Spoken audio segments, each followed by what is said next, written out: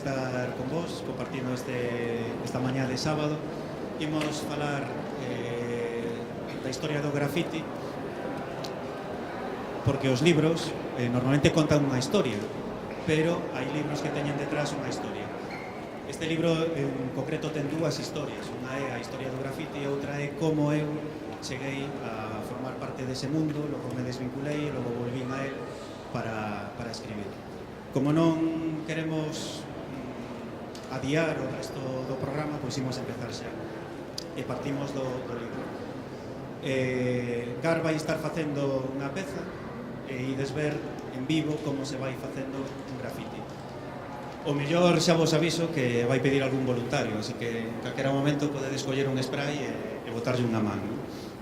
Antes de que empece, podías amosarlles os bocetos, porque primeiro, cando un escritor empeza unha obra literaria, o normal é que faga un esquema e que empece a escribir.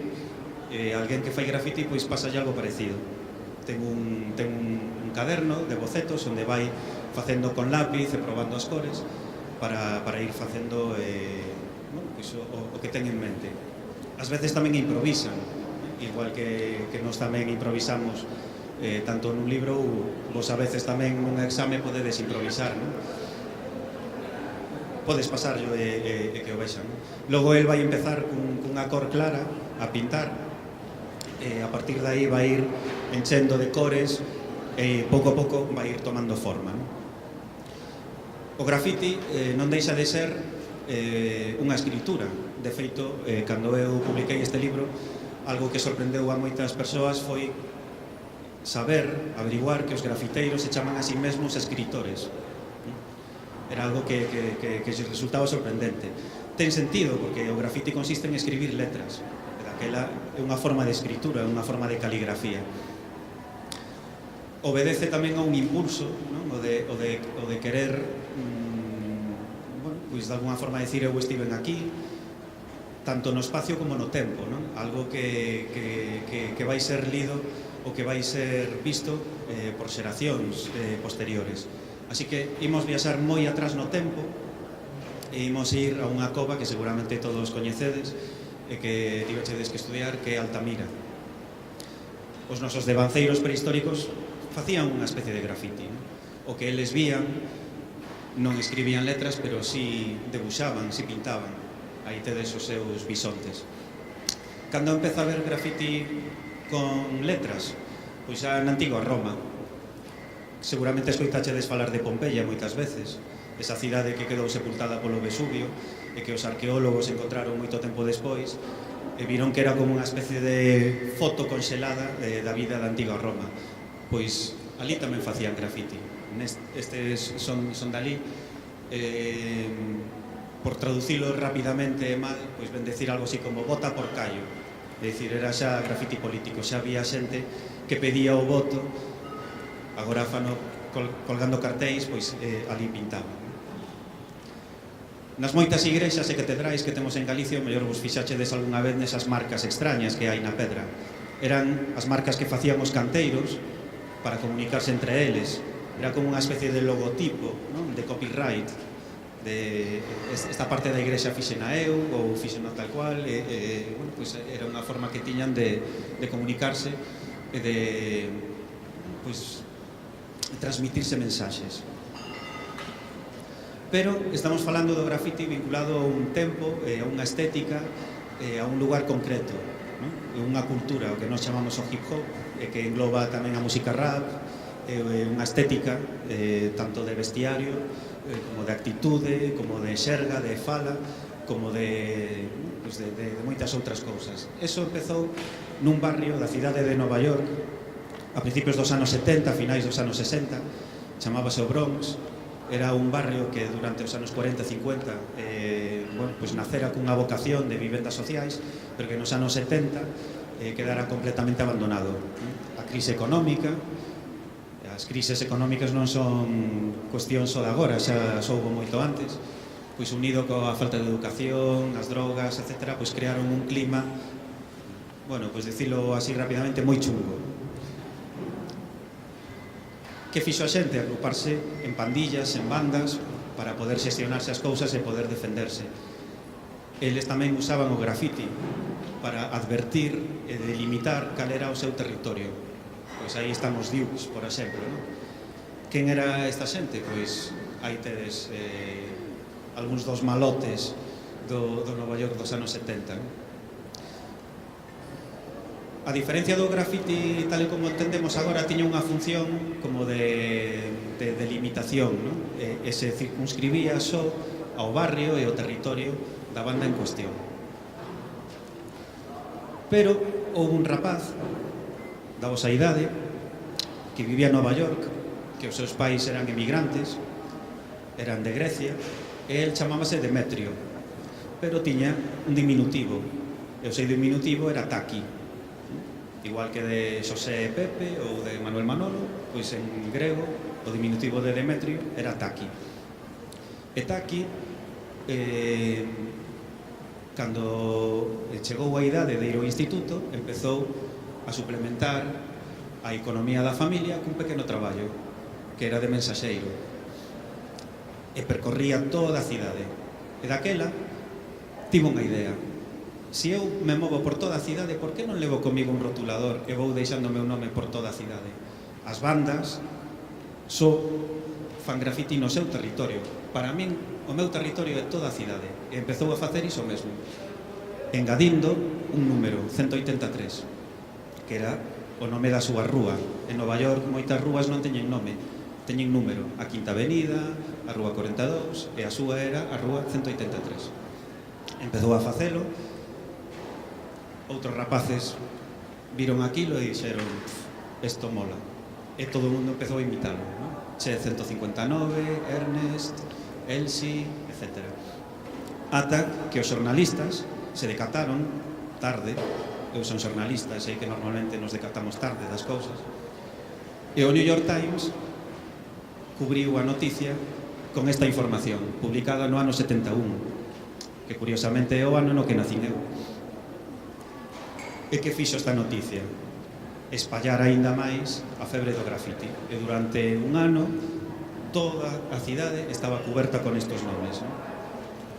Aí tedes algúns máis: Ivo Ledi, estes dous que a min me molan un montón, que son Eva e Bárbara. Eva e Bárbara eran dúas amigas e grafiteaban xuntas. Eran da Rúa 62. Eran super famosas. Todos os rapaces de Nova York é unha cidade con moitos millóns de habitantes, as coñecían e ademais sabían que eran unhas tías moi arriscadas. Por exemplo, entraban nun instituto masculino só de rapaces e grafiteaban os baños dos vestuarios, non? Bueno, pois ata aí chegaba, non? a súa habilidade. Ao mesmo tempo, houbo xente que empezou a experimentar e decatouse de que cunha lata de spray podía pintar moito máis grande e que se vía moito mellor. E ademais tamén se deron conta de que as paredes non se moven, pero os trens sí. E que un tren, se pintas nel, vai levar o teu nome por toda a cidade. Así que empezaron a concentrarse, a enfocarse no mundo dos trenes. E ademais tamén descubriron outra cousa, que coas pinturas en spray, tes por aí algunha boquilla? Viña unha boquilla minúscula, pero a súa nai o mellor usaba laca na casa, non? Ou usaba un limpiador destes en spray. Se lle cambiaba a boquilla, pois conseguía un trazo moito máis grande e cubría moita máis superficie. Agora xa venden boquillas especiais para grafiti, xa o negocio chegou até ese nivel. Algunhas pintan super fino e outras pintan cun trazo de varios centímetros, non? E os grafiteiros van cambiando en función do que necesitan en cada momento. Pero nestes comezos era toda unha cousa como de I máis D caseiro, non? Pois, se lle mango o bote de laca a miña nai, a ver que efecto consigo, non? E ao mesmo tempo tamén ían facendo cada vez pois letras máis grandes e lle empezaron a engadir efectos, pois pequenos adornos, non? Pois esas cruces, eses asteriscos, lunares. Bueno, era todo bueno, un poquinho cutre, non? Pero que aínda estaban empezando. E logo as condicións na que isto se facía pois non eran precisamente as mellores, non? Porque isto, bueno, podedes imaginarvos que a xente que xestionaba o metro non lles facía ninguna gracia, non? E as cocheiras estaban protegidas con arame de espiño, bueno, pois era unha cuestión realmente perigosa, non? Sair de casa pola noite, que os teus pais non o soupesen. Bueno, no fondo tamén estaban vivindo nunha situación bastante complexa, non? E seguramente pois os pais estarían vivindo unha situación de crise económica moi profunda digamos que neses escenarios de confusión pois moitas veces ábrense as oportunidades para empezar a facer cousas así un pouco especiais pola túa conta, non? En cuestión de nada, meses, o grafiti desenvolveu unha caligrafía e unha estética que agora nos resulta moi recoñecible, non? Vedes como hai un salto moi grande, non? De aquí a aquí. E en realidade aquí pasaron o mellor 3 anos, moi pouco tempo, non? Moitas veces as correntes artísticas necesitan casi décadas para evolucionar e isto foi unha cousa de casi de meses, non? E todo isto evolucionou tan rápido precisamente pola competencia que se estableceu entre a xente, non? Había moitos piques, a ver quen facía a peza máis grande, a ver quen pintaba un tren enteiro, a ver quen, bueno, pois quen facía a peza de máis calidade. Os rapaces, en vez de ir a clase, se xuntaban nas estacións de metro a ver pasar os trens e ver quen era, bueno, o que triunfara ese día. Empezaron a chamarse a si mesmos reis, non? O rei da liña 5, o rei de tal, o rei de cual, e empezaron cada vez máis a complicar o estilo, non? Pois empezaron a usar monecos de cómic. Vedes tamén como hai un efecto de 3D nas... A ver si o punteiro non vai... Bueno, vedes aquí estes efectos, non? Que lle dan como profundidade as letras.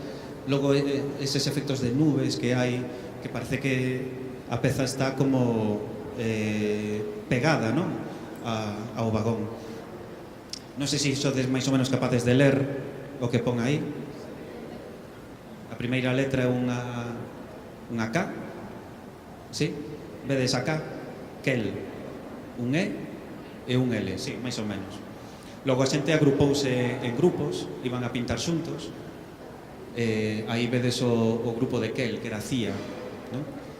Bueno, pois apoiábanse uns a outros, saían a pintar xuntos, tamén se protexían de outras bandas rivais. Faleivos das circunstancias nas que pintaban. Bueno, pois imaginadevos, non? Cando un artista está no seu estudio pintando tranquilamente, como por exemplo Xosé Tomás, que traballa na comodidade da súa casa, ten os seus pinceles e os seus lápices e todo ordenadiño e todo moi ben, pois pode dar un paso atrás, contemplar o lienzo, ir a corrixir unha cousa, facerse un café se o necesita, cambiar de música, todo moi agradable, moi cómodo, non? Pois isto era xusto o contrario, as cocheiras do metro, pois eso, entrar por túneles, abrir un burato nun valado, esquivar o raíl que leva a electricidade pola que funciona o metro, que se o tocas morres electrocutado no momento, as ratas, os que te persiguen, etc. E logo, bueno, pois un vagón é unha extensión considerable, non? E tes, nada, un espacio mínimo entre un tren e outro para poder pintar. Tamén tes que subirte, bueno, digamos que é unha cuestión moi complicada, non? É certo que no Nova York dos anos 70 ao principio de todo as cousas estaban un poquinho máis relaxadas, era un pouco máis fácil. Agora é unha cuestión casi de... Bueno, Gare máis eu viñámolo falando no coche, que hai xente que está especializada en saber exactamente cal é o primeiro metro que vais a ir e así poden pintalo sabendo que vais a ir o primeiro. Teñen os as chaves mestras para poder entrar. O metro redoblou a vigilancia, os gardas de seguridade, bueno, é casi como unha operación de comando militar, non? Este é o resultado. Dondi, un dos mellores grafiteiros que houve en Nova York, que sigue influindo, pois pintou ese vagón enteiro, e aí tedes un pouco o entorno, non? Eles argumentaban que a cidade estaba feita un desastre, que era todo ruínas, que había moita pobreza, que a xente rica se fixera cada vez máis rica e que tiñan os seus sitios onde vivían tranquilamente, as súas urbanizacións. Non sei se vichedes estas semanas noticias en Londres como ardeu unha torre de edificios de vivendas. Bueno, pois eso foi porque empregaron os materiais máis baratos e porque regatearon todo o posible nas cuestións de seguridade. E a ironía é que dende esas vivendas que vivían moitos emigrantes, de feito había galegos vivindo ali, pois vedes, eles vían mansións que custan millóns, non? En Nova York pasaba algo parecido, non? Había unha zona da cidade na que todo funcionaba moi ben, pero logo había outras zonas da cidade que estaban totalmente abandonadas, non? E os grafiteiros argumentaban que eles, coa súa arte, estaban contribuindo pois a mellorar a experiencia da cidade, non? A que fose máis agradable, pois, que todo é unha ruína, todo é gris, todo está feito un desastre, de repente ves un vagón con todo este colorido e que te levantaba o ánimo, non? Que era unha ilusión. Lóxicamente isto duraba nada, días. Logo o metro sacaba de servicio e o pintaba outra vez por riba, non? E o día seguinte xa estaba pintado outra vez con outro grafite. Aquí aínda se complicou máis o estilo. Vedes que Dondi é moi lexible, non? E facilmente todo o mundo pode ler. Pero non sei se aquí ledes o que pon. Esta foto fixena eu no metro de Londres no ano 90, porque eu era un flipado deste mundo, cando aquí, bueno, pois aínda a cousa estaba empezando. Era moi raro ver grafiti e atopar un grafiti era como non sei, como Indiana Jones atopar un tesouro, non? E daquela eu pasaba os veráns da miña adolescencia en Londres coa miña avoa que vivía ali, e ela deixábame o meu aire pola cidade e andaba sempre cunha cámara buscando grafiti para facer fotografías.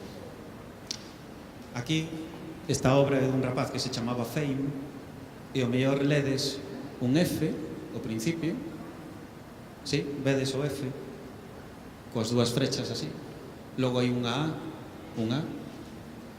M e por último E.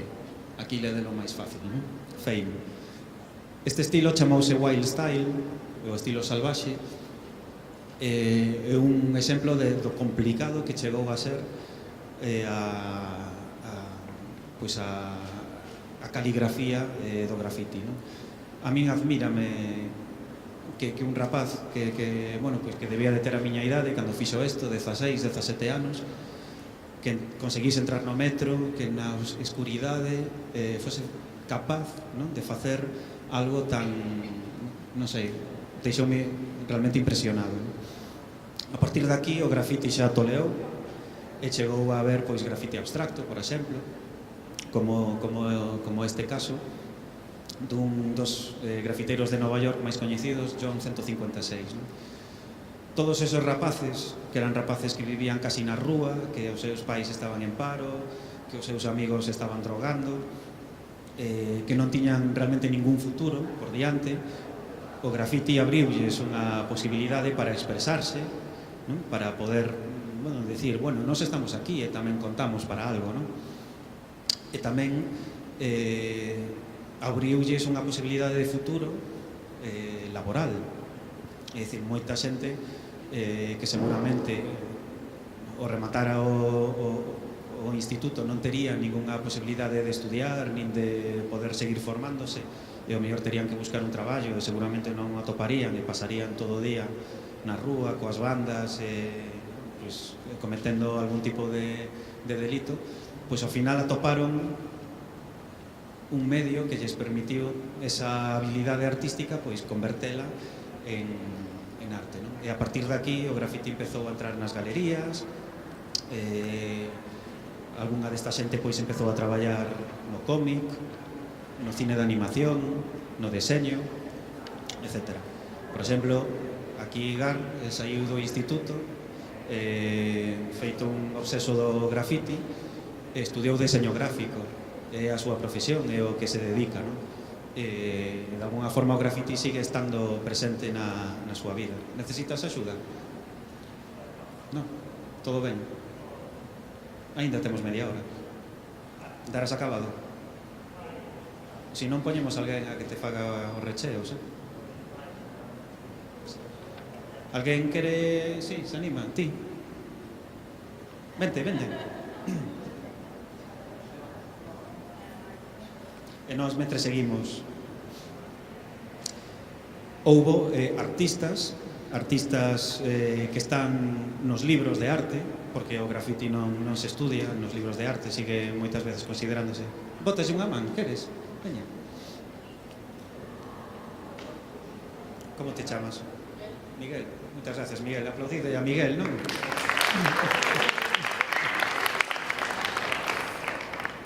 Bueno, vedes que Gar xa rematou o que nos chamamos o primeiro perfilado, que permite intuir por onde vai a ir os tiros da peza, non? Agora o que necesita é ir enchendo de cores e logo vai ir facendo os detalles e por último o perfilado. Sabedes que os grandes mestres da arte tiñan obradoiros nos que o gran mestre traballaba e logo tiña aprendices que iban facendo os traballos máis básicos e eles mesmos iban aprendendo, non? Bueno, pois no grafiti pasaba algo parecido, só que o mestre seguramente tiña 14 anos e o aprendiz tiña 12, porque moita xente estaba no mundo do grafiti ata os 16 e logo deixaba. Podedes adiviñar por que aos 16 o deixaban? Porque se os detiña a policía, ata os 16 non lles podían facer nada, os mandaban de volta para casa. A partir dos 16 había multas, había, bueno, pois pequenas viaxes a residencias para rapaces conflictivos. Bueno, era o momento de ilo deixando, non? Houbo quen seguiu e que, bueno, pois con todas as consecuencias, non? Dicíavos, houbo artistas de verdade, entre comiñas, para os críticos de arte que se interesaron e practicaron o mundo do grafiti. Por exemplo, un rapaz de Nova York que se chamaba Keith Haring, que é moi coñecido por esas figuras esquemáticas, non? que popularizou. Jean-Michel Basquiat, que era outro artista de Nova York da época, pois eles empezaron tamén pintando no metro e estaban fascinados polo que estaban facendo rapaces como a vos, non? A partir de aí desenvolveron toda unha estética para, bueno, pois, de alguna forma dialogar co que era o grafiti. Como se enterou o mundo de que isto estaba pasando en Nova York? Pois a través de documentais, de películas, de libros, non? Un dos máis famosos é este documental, Style Wars, Guerras de Estilo, que relata a historia do grafiti, como se pinta e tamén cales eran os piques e as alianzas que tiñan entre eles, non? Como vedes, bueno, este chaval era Amer, pois non sei, que terá 12, 13 anos, non? Podría ser calquera dos vosos compañeiros de instituto. E aí o tedes entre os dous vagóns pintando, non? O que ata ese momento era unha cousa local de Nova York que ninguén máis coñecía, só os neoyorquinos, converteuse nun fenómeno global. E hoxe mesmo, 30 anos despois, estamos aquí en Santiago falando desta arte. Style Wars saiu acompañado dun libro que se chamaba Subway Art, que recollía os principais autores do grafiti neoyorquino. Este é o meu exemplar. Acórdome exactamente do sitio e do día no que o comprei, que era un día pola mañá en Londres, e atopeino nunha librería e quedei, bueno, impactado, non? Quería lelo, devoralo o antes posible, e o único sitio que había aberto onde eu pudese sentarme a lelo era un McDonald's. Así que entrei nun McDonald's ás 10:30 da mañá, pedín unha hamburguesa comín unha hamburguesa ás 10:30 da mañá devorando as páxinas unha tras outra deste libro, non? Logo paseillos, meus amigos, a moita xente, e daqui aprendimos, non? Ás veces dice que para aprender e valerte por ti mesmo primeiro tens que empezar copiando, non? E logo a partir de aí vas desenvolvendo o teu propio estilo. Pois foi un pouco o que nos pasou a nós, non? Todo este mundo estaba moi vinculado ao breakdance, non? Nos en Betanzos tiñamos a sorte de contar cun edificio que tamén estaba en ruínas, un pouco como ese Nova York dos anos 70, e ali nos reuníamos os colegas para pintar, non? Ti miras esta foto? Esta foto fixena eu, tiven que deitarme no chan, era claro, non había cámaras nos móviles ni nada, era unha cámara destas de carrete, e nos deitábamos, me deitei no chan, este rapaz que se chama Carlos, pero nos chamábamos Soviet porque era o seu alcume grafiteiro, pois empezou a facer os muiños, non?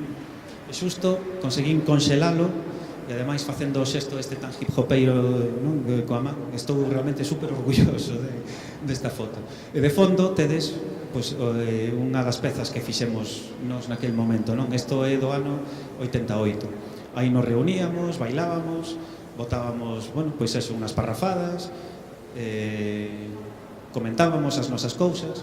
Era un sitio onde reunirnos e facer pandilla e conversar, non? Porque era realmente unha cousa de amigos, digamos que o graffiti era o que nos unía, o breakdance, a música rap, etc.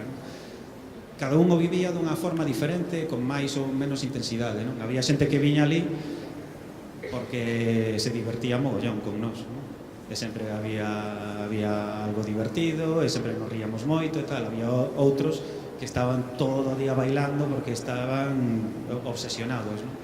E eu, bueno, pois vivía eso, facendo fotos, indo aos sitios, digamos que comunicando a xente, non?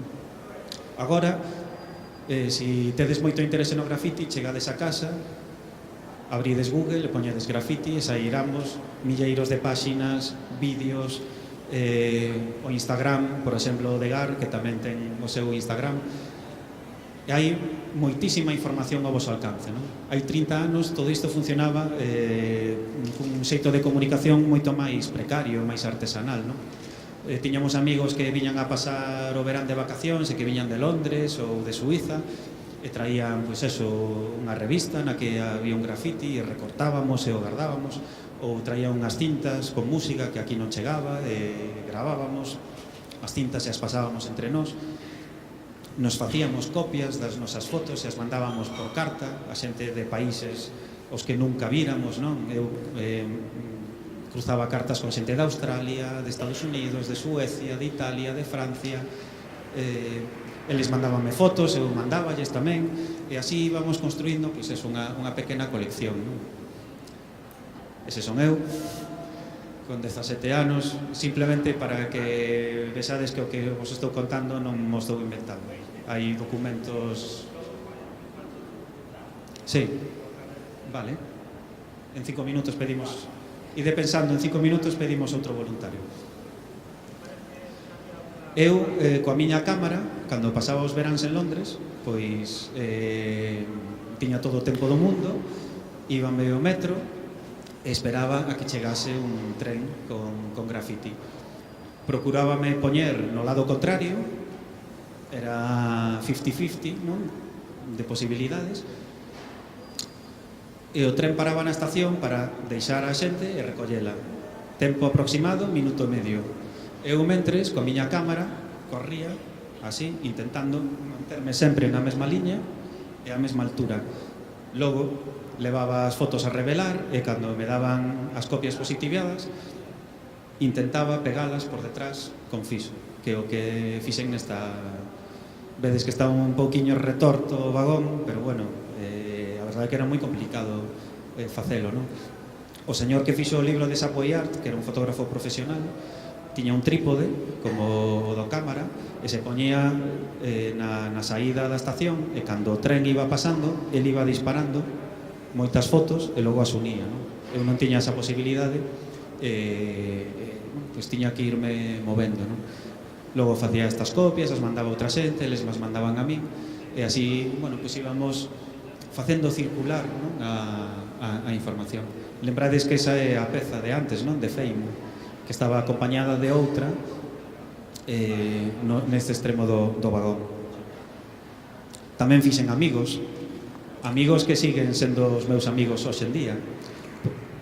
Necesitamos outro voluntario? Ah, perfecto. Como te chamas? Noemí tamén, non? Bueno, pois estes amigos ingleses, o da esquerda chamase Robbie, o da dereita chamase Ben. Fixémonos amigos porque eu un día estaba buscando en Londres unha tenda na que me dixeran que vendían discos de rap, e cruceime con Ben, que levaba un suadoiro dun grupo que se chama Public Enemy, e a que le dixen: este rapaz ten que saber algo. E así foi. Planteime delante dele e dixen: hola, ti sabes onde queda esta tenda? Ah, si, veño dali. Ah, pois mira, que eu veño de Galicia e tal, e estaba buscando, non? Pois te acompaño. Resulta que el tamén facía graffiti, sabía onde estaban os sitios en Londres onde se reunían os grafiteiros, e así nos fixemos amigos, non?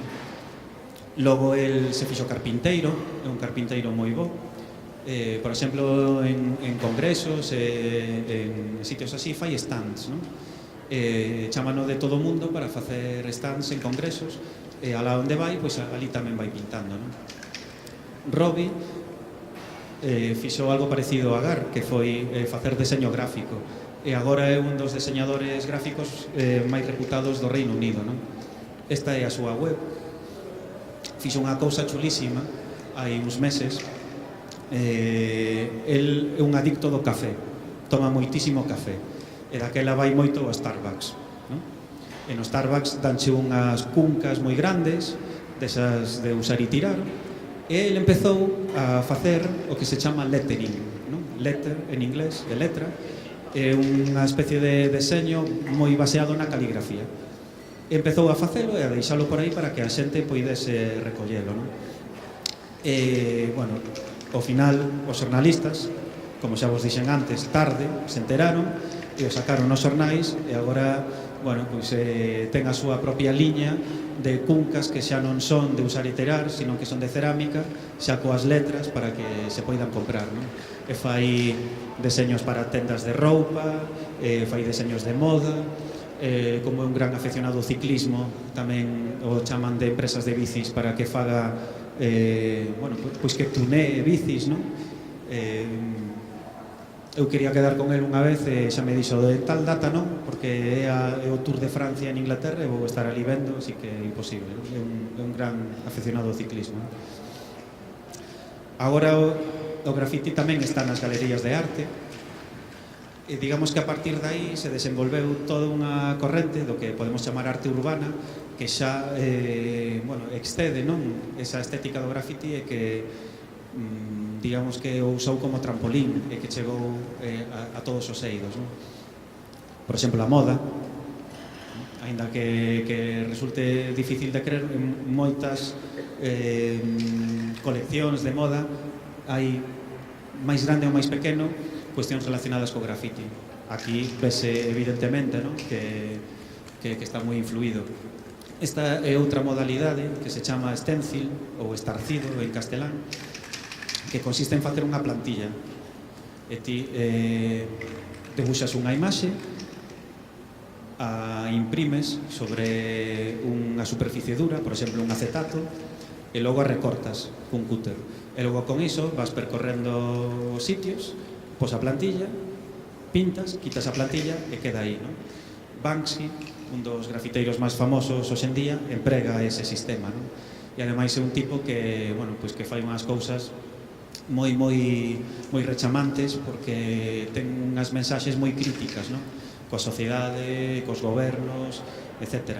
Sabedes que no conflicto que hai entre Israel e Palestina hai un muro gigantesco, como o muro que quere erguer Trump entre Estados Unidos e México. Pois para moita xente é o muro da vergoña, como antes o foi o muro de Berlín, pois Banksy pintou ali, por exemplo, non?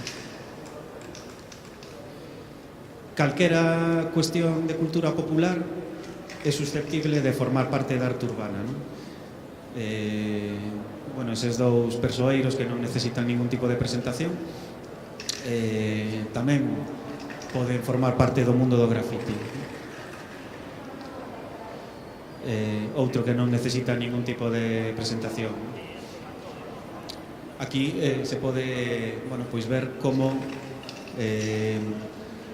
antes no mundo do grafiti os rapaces empregaban os cómics propios da súa época, non? Eses lagartos que se vían antes pois eran dun autor de cómic dos anos 70 que estaba moi de moda aquela. Pois agora a xente do grafiti está usando imaxes e personaxes que son do seu tempo, non? Porque o grafiti realmente está reflectindo un tempo e un lugar, non? Igual que antes víamos as pintadas dos romanos que nos falan duns personaxes que viviron hai moito tempo e que, bueno, pois xa son historia. Pois Mario é un personaxe do noso tempo, non? É casi un símbolo de unha forma de entender o ocio. Logo, se poden facer cousas realmente espectaculares, non? En Galicia tamén se fan estas cousas, en Ordes, moi preto daqui. Hai poucos días en Carballo celebraron un festival que se chama Rexenera Fest, no que, bueno, pois algunhas vilas tiveron a mala sorte de padecer un urbanismo bastante miserable, sobre todo nos anos 50, 60, con casas moi feas, con rúas que non estaban pensadas para formar parte, pois, dunha sociedade que vivise con certa armonía co seu entorno, e todo iso, bueno, pois, deixou moitos esperpentos, non? E hai xente que dende o grafiti recupera ese espírito original do que falábamos antes, non? Do Nova York dos anos 70, das ruínas, dun lugar en crise, e lle está dando unha volta para de alguna forma facer o mesmo nestes tempos, non?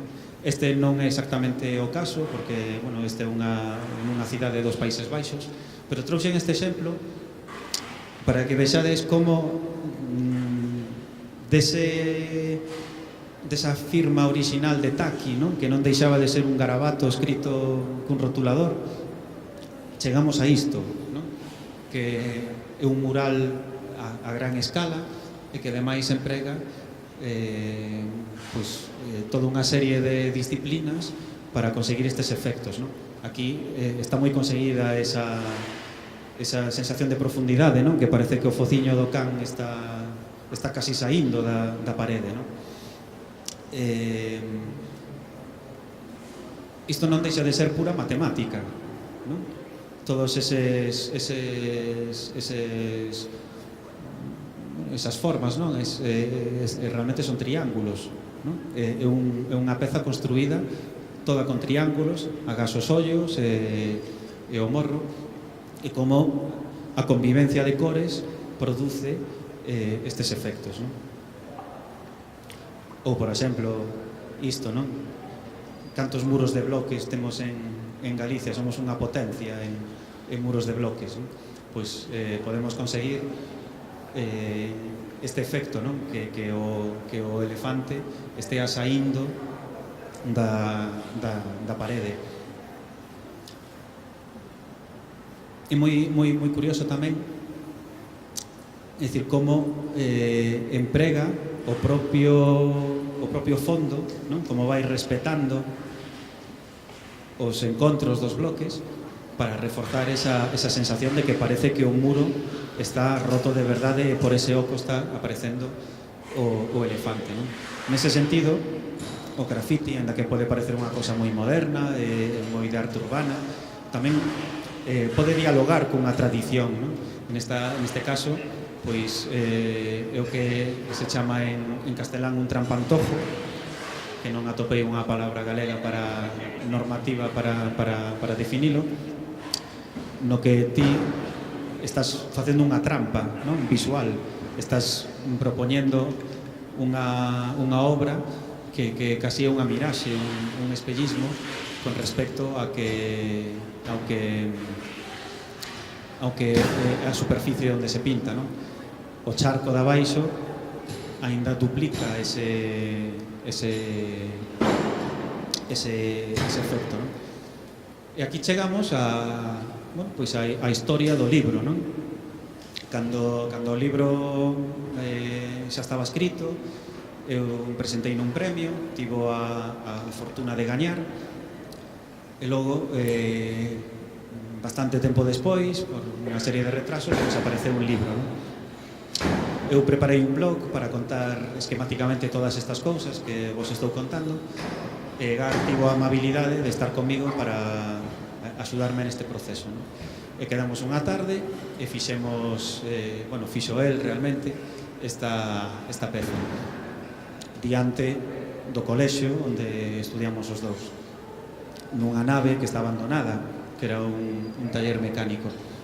Tamén outro amigo noso que tamén é grafiteiro, que se dedica a edición de vídeo e que fai documentais sobre o mundo do grafiti, pois foi ali co seu iPhone, unha aplicación fantástica para facer vídeos, e ao final resumímolo nun vídeo de 1 minuto e medio, non? Eu, de alguna forma, na historia do libro, quería recuperar esas sensacións que vivira cando estaba tan metido neste mundo do grafiti, non? Ás veces a xente di, pero ti con 40 anos aínda, decir, como escribes sobre un rapaz adolescente de hoxe? Bueno, a ver, que ás veces parece que os adultos esquecen que antes foron nenos e que antes foron adolescentes, non? Tamén é certo que hai adultos que parece que toda a vida foron adultos, non? Todos coñecemos a algúns deses, non? Pero algúns foron, bueno, pois, eso, rapaces, rapazas, mozos, logo parece que se esquecen, non?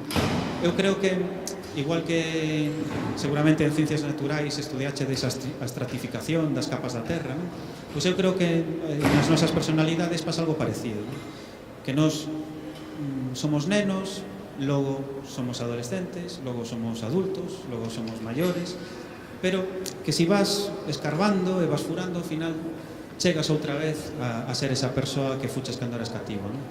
Eu creo que ademais no básico non hai moitas cousas que nos diferencien, non? Creo que as cousas que nos fan rir, que nos fan chorar, as cousas que nos emocionan, siguen sendo as mesmas, non?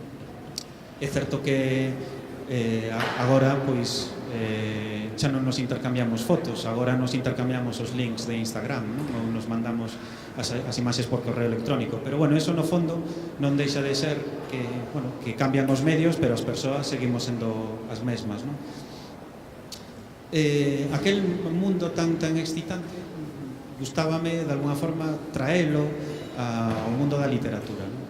E durante moito tempo, anos, tiven esa idea, pero non sabía moi ben como darlle forma, non? Ata que un día se me ocurriu a primeira frase, non? Eu son reo. Se vos dixese o meu nome de verdade, o nome do meu DNI, non teríades ningún interese en min, porque diríades, este é un rapaz como outro calquera de por aquí, é un rapaz, é un alumno máis, é outro rapaz do barrio, aínda non sabe o que é a vida. Ás veces os adultos tratan, non, con esa mestura, non, de condescendencia e displicencia aos rapaces, cando en realidade, bueno, pois, non é así, non? Pero, se eu che digo que son reo, a cousa cambia, non? Xa empezo a ser outra cousa diferente para ti, non? Viches o meu nome por toda a cidade, non? O mellor estou anoxándote, estou causando unha sensación en ti negativa, pero non podes deixar de ignorarme, non? Si son fulano de tal, de quinto B, pois sí, é que o segundo que pasa xa me esqueciches, pero reo, custache esquecerme, non? E durante un tempo, mentres conducía, ida e volta do traballo, pois fun pensando en todas esas historias, non? Como Gar fixo o seu boceto antes de facer a peza, pois eu tamén fun anotando as miñas ideas, non? Pois quero que teña dous amigos, e que sexan rapeiros, e que sexan xemélogos, e que un sexa DJ e outro rapper, non? Quero tamén que teña un amigo maior, e que sexa unha persoa que viviu unha experiencia de mala sorte na vida, e que vive nunha ruína, e que a casualidade quere que eses dous rapaces que son de mundos tan diferentes, nese espazo convivan, non? E aprendan un do outro, non? Quero falar de como se transmiten dunha xeración a outra as habilidades e os exemplos, non? Reo ten un pai que é delineante e ten un avó que era cartelista. Antes nos cines había contratado un artista que facía en grande os carteles das películas, non? E se colgaban na parede do cine como reclamo, non? Agora, nestes tempos nos que dicir ata os DVDs están a piques de desaparecer e todo o vemos de forma virtual, era unha experiencia, non, física que me gustaba traer o presente, non? E quixen de alguna forma reflexionar ou explicar por que un avó ten unha habilidade, o pai ten unha habilidade que é igual pero a formula dunha forma diferente, e logo o neto tamén ten esa mesma habilidade para o dibuixo, para expresarse, pero tamén busca a súa forma de expresarse, non? Porque no fondo o grafiti non deixa de ser unha forma de querer expresar o que estamos sentindo, non? Outros fanos a través da música, outros fanos escribindo poesía ou escribindo relato, outros fan escultura, outros poden expresarse tamén a través do deporte, non? Rafael Nadal eu creo que expresa moitas cousas cando está xogando. E o grafiti, bueno, pues, é unha canle, non? Para dar saída a todo iso, non? Quería tamén que o personaxe o vivise como algo que o enfronta a sociedade, non? Que se sinta un incomprendido. Eu creo que é algo que nos pasa a todos moitas veces, e non só no grafiti, non? Que, bueno, vivimos as cousas dun determinado xeito, pero sentimos que o resto da xente non acaba de entender por que o estamos facendo, nin como, nin que sentido ten, non? E a Reo na novela todo o mundo lle está dicindo eso, non? Pero, home, ti, co ben que dibuixas, co talento que tes, por que tes que estar facendo todo isto pola cidade, estos garabatos, que te deteña a policía, enfrontando aos teus pais? Non podes facer as cousas dunha forma un pouco máis cómoda para todo o mundo? El insiste en que non, non? Pero chega un momento no que tamén ten que poñer as cousas nunha especie de balanza e ver se lle compensa ou non, e ver como é ese equilibrio entre o que el quere facer e o que a convivencia co resto da sociedade lle permite, non? Era algo que, bueno, pues que a mí sempre me interesou, non? Pues, como un pode ser tan cabezota para levar as cousas ás súas últimas consecuencias e moitas veces, gracias a iso, chegar a vencer, non? Como vas? Sí, apuraos. Bueno, podo ir despedindo dentro dun par de minutos.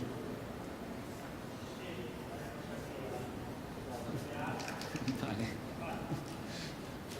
Bueno, pois isto máis ou menos foi a historia co grafite en directo. Vedes que xa está chegando o seu final. Imagino que despois desta clase express estades facultados para ler perfectamente o que pon aí, non? Sí? Ninguén necesita, xa tedes un doutoramento case xa en arte urbana, en grafiti, non?